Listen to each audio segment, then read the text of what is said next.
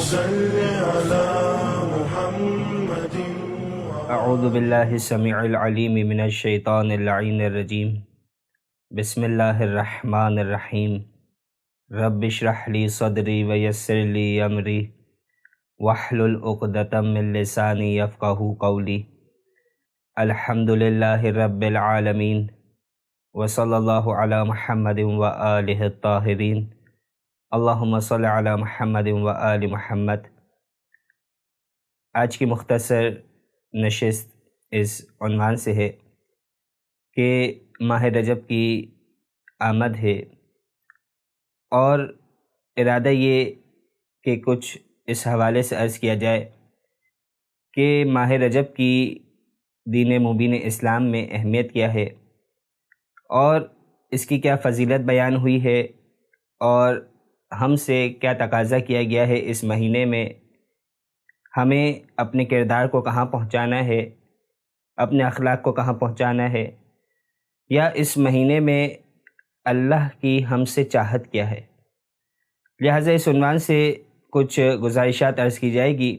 جب انسان رجب کا چاند دیکھتا ہے، رجب المرجب کا چاند دیکھتا ہے، تو دو مختصر دعائیں ہیں کہ جس کی پڑھنے کی بہت زیادہ تاکید کی گئی، اور یہ دعائیں بیان کرنے کا مقصد اس کے ترجمے کی طرف توجہ دلانا تھا، کیونکہ جب انسان اس کے ترجمے کو دیکھے گا تو ہمیں یہ اندازہ ہوگا کہ ہم اللہ سے کس چیز کے لیے دعا کر رہے ہیں، اور کیا چیز ہم اللہ سے مانگ رہے، اور جس چیز کے لیے ہم اللہ سے دعا کر رہے ہیں وہ تبدیلی ہم اپنے اندر اپنے کردار میں لا سکیں۔ لہٰذا یہ دعا پڑھنے کی تاکید کی جاتی ہے۔ بسم اللہ الرحمن الرحیم، اللہم احلہ علینا بالامن والایمان والسلامتی والاسلام۔ کہ معبود نیا چاند ہم پر امن و ایمان، سلامتی اور اسلام کے ساتھ طلوع فرما۔ ربی و ربک اللہ عز و جل، تیرا اور میرا رب وہ اللہ ہے کہ جو عزت اور جلال والا ہے۔ اس کے بعد جو دعا پڑھنے کا کہا جاتا ہے کہ اللہم بارک لنا فی رجب و شعبان۔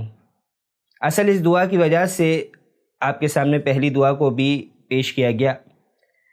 کس دعا کے اندر ایک ہمیں مقصد بتایا جا رہا ہے کہ ماہ رجب میں ہم سے تقاضا کیا جا رہا۔ کیا دعا مانگی جا رہی کہ اللہم بارک لنا فی رجب و شعبان، کہ بار الہ رجب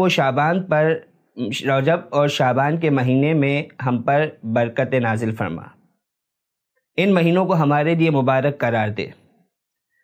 وبلغنا شہر رمضان، اور ہمیں ماہ رمضان میں داخل فرما۔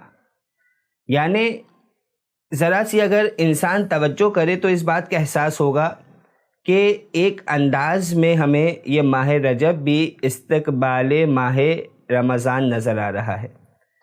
یعنی انسان اس ماہ رجب میں خود کو آمادہ کر لے اس عظیم مہینے کے لیے کہ جو عظیم برکتوں والا، مغفرت والا، رحمتوں والا مہینہ ہے، اور انسان خود کو آمادہ کر لے، خود کو تیار کر لے، اور آہستہ آہستہ اپنی عبادت میں، اپنے تقوی میں، اپنے کردار میں ایسی تبدیلی لائے کہ انسان ماہ رجب کے بعد ماہ شعبان، اور ماہ شعبان کے بعد ماہ رمضان میں داخل ہونے کے قابل ہو جائے۔ پھر ارشاد فرمایا گیا کہ وَأَعِنَّا عَلَى الصِّيَامِ وَالْقِيَامِ، اور اس مہینے میں ہماری مدد فرما۔ کس چیز کے حوالے سے مدد مانگی جا رہی ہے اللہ سے؟ کہ علی الصیام، پہلی چیز، اور یہ ہم سے تقاضا بھی کہ اس مہینے میں انسان اس عمل کو انجام دے۔ پہلی جو مدد مانگی جا رہی ہے وہ کس کے حوالے سے؟ سیام، روزے کے حوالے سے۔ اس مہینے میں روزہ رکھنے کی بہت زیادہ تاکید۔ ایک آدھ روایت جو آج کی مختصر گفتگو ہے اس میں بھی بیان ہوگی۔ اور دوسری کیا چیز ہے، ایسی کون سی عبادت ہے؟ والقیام، اور کھڑے رہنے کی، راتوں کو جاگ کر عبادت کرنے کی، رات کے قیام کی۔ وحفظ اللسان، اپنی زبان کی حفاظت کرنے کی، یعنی انسان خود کو اس ماہ رجب میں فقط عبادت اس انداز میں نہیں کہ انسان مصلی عبادت پہ کھڑا ہو جائے، انسان روزہ رکھے، بلکہ ان تمام چیزوں کے ساتھ کہیں ہم سے، ہماری زبان سے کوئی ایسی چیز سرزد نہ ہو جائے، کوئی ایسا کلام نہ نکل جائے کہ جو اللہ کو پسند نہ ہو۔ وغض البصر، اور اپنی نظر کو نیچے رکھنے کے لیے اللہ سے انسان مدد مانگ رہا۔ کن 4 چیزوں کا تذکرہ ہوا؟ پہلے مدد مانگی ہے صیام کے لیے، روزے کے لیے، دوسری قیام، تیسری حفظ اللسان، زبان کی حفاظت، اور چوتھی اپنی نظروں کو نیچے رکھنے کے لیے۔ وَلَا تَجْعَلْ حَدَّنَا مِنْهُ الْجُوعَ وَالْعَطَشِ، کہ اس مہینے میں ہمارا حصہ محض بھوک اور پیاس کو نہ قرار دے، یعنی ایسا نہ ہو کہ ہم نے روزہ رکھا تو یہ روزہ رکھنا ہمارا فقط و فقط بھوک اور پیاس رہ گیا، بلکہ اس روزے کے ذریعے سے وہ مقصد روزے کا کہ جو اللہ نے ہمارے لیے رکھا، انسان اپنے کردار میں تبدیلی لائے۔ اس روزے کے ذریعے سے انسان تقوی الہی کو حاصل کرے۔ تو یہ ماہ رجب کے ایک انداز میں، جسے ماہ رمضان کے استقبال کے لیے انسان کو آمادہ کرنے کے لیے کہ انسان ماہ رجب اور ماہ شعبان میں خود کو ماہ رمضان کے لیے تیار کر لے۔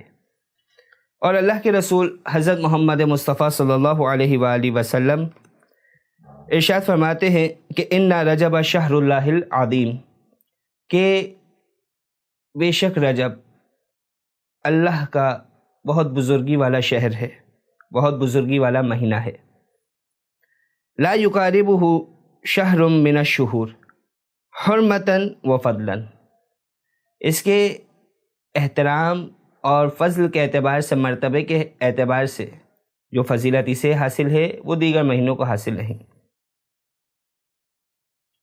والقتال مع الکفار فیہ حرام، کہ اس مہینے میں کفار سے جنگ کرنا حرام ہے، جنگ کرنا جائز نہیں ہے۔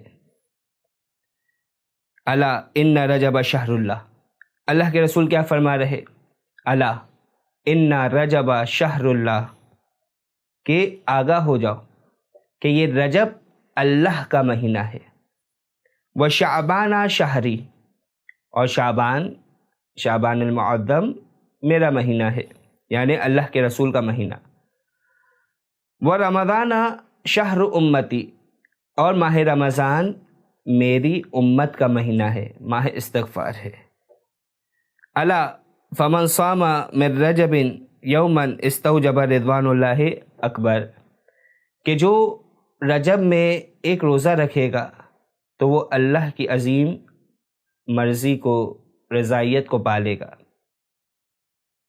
اور اس سے اللہ کا غضب دور ہو جائے گا، اور جہنم کے آگ کے، نار کے ابواب میں سے، دروازوں میں سے اس پر ایک دروازہ بند ہو جائے گا۔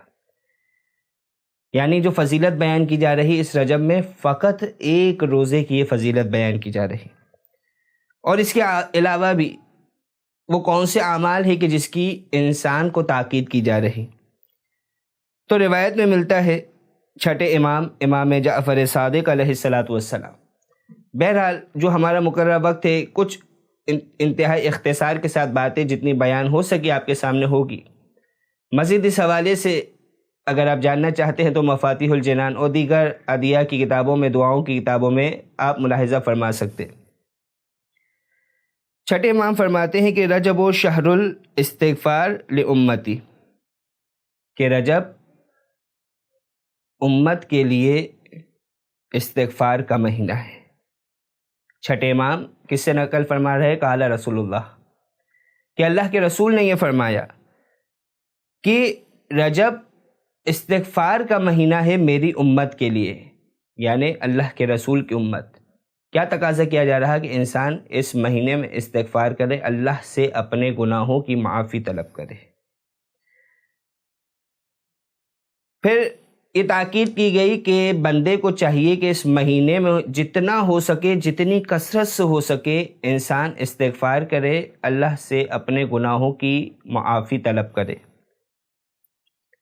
بس اللہ معاف کرنے والا ہے، رحم کرنے والا ہے۔ پھر یہاں پر اللہ کے رسول فرماتے ہیں کہ وَيُسَمَّى الرَّجَبُ الْأَصَبُ، کہ رجب کا ایک اور نام بیان ہو رہا ہے کہ اس مہینے کو اصب بھی کہا جاتا ہے۔ اس مہینے کو اصب کیوں کہا جاتا ہے؟ کیونکہ اللہ کی نعمت، اللہ کی رحمتیں بہت زیادہ کثرت کے ساتھ اللہ کے بندوں پر برستی ہے، یعنی اللہ کی رحمتیں اس قدر کثرت کے ساتھ برس رہی ہے کہ اس مہینے کو اصب کہا گیا۔ اب یہاں پر اللہ کا خوان نعمت تو سجا ہے، انتظار اس بات کا ہے کہ وہ کون بندہ ہے کہ جو رحمتوں کو سمیٹ رہا ہے، وہ کون بندہ ہے کہ جو مغفرت کو سمیٹ رہا ہے، وہ کون بندہ ہے کہ جو اپنے گناہوں سے اس مہینے میں نجات پا رہا ہے۔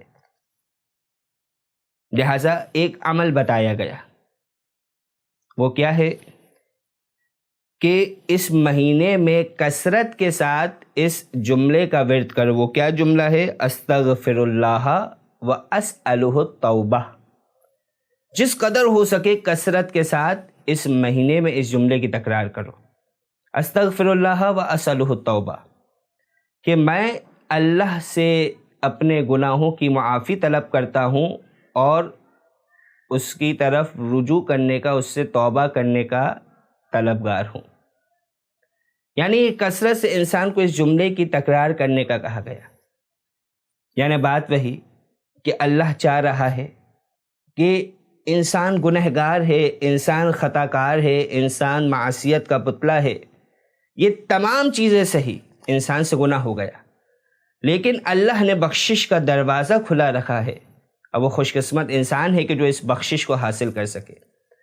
اور خصوصیت کے ساتھ کتنے مواقع دیے جا رہے، یعنی مثال کے طور پر اول رجب میں انسان غسل کرے، شب میں، دن میں، کیا ثواب بیان کیا جا رہا کہ انسان اس غسل کو انجام دے گا تو اس کا ثواب کیا ہے؟ اس انداز میں یہ پاک ہو جائے گا کہ جیسے شکم مادر سے نمودار ہوا ہو، یعنی اول ماہ رجب، نیمہ رجب اور آخر رجب۔ انسان اس غسل کو انجام دے، کیسے؟ یعنی فقط انسان کیا کر رہا ہے؟ نہا رہا ہے، غسل کر رہا ہے۔ ثواب کتنا مل رہا؟ اس قدر ثواب مل رہا کہ جیسے شکم مادر سے نمودار ہوا ہو۔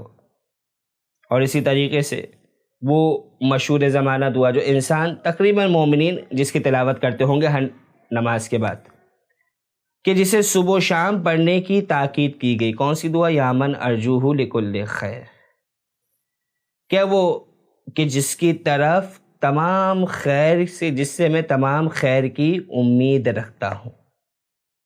اس دعا کو بھی انسان غور سے پڑھے۔ سب سے آخری جملہ ہمیں کیا ملتا ہے اس کا؟ حرم شیبتی علی النار، کہ میری سفید داڑھی کو آتش جہنم سے، اس پر آتش جہنم کو حرام کرا دے دے، اسے آتش جہنم سے بچا لے۔ یعنی اگر پوری گفتگو کو ایک جملے میں سمیٹا جائے تو اس رجب کا ایک مقصد ہمیں کیا نظر آ رہا کہ انسان خود کو آتش جہنم سے نجات دلوائے، انسان خود کو اللہ کے عقاب سے بچائے۔ گناہ ہوئے تھے، اللہ نے بخشش کا دروازہ کھلا رکھا ہے، آؤ اور بخشش طلب کر لو۔ خطائیں ہو گئی تھی، اپنی خطاؤں کو معاف کروا لو، اور اللہ کے حضور اس انداز میں توبہ کریں کہ جس طریقے سے توبہ کرنے کا حق ہے۔ پروردگار عالم سے یہی دعا کے بارے الہ اس ماہ مبارک میں، اس ماہ رجب المرجب میں ہمیں زیادہ سے زیادہ اس مہینے کے فیوز و برکات حاصل کرنے کی توفیق عنایت فرما۔ اللہم صلی علی محمد و آل محمد۔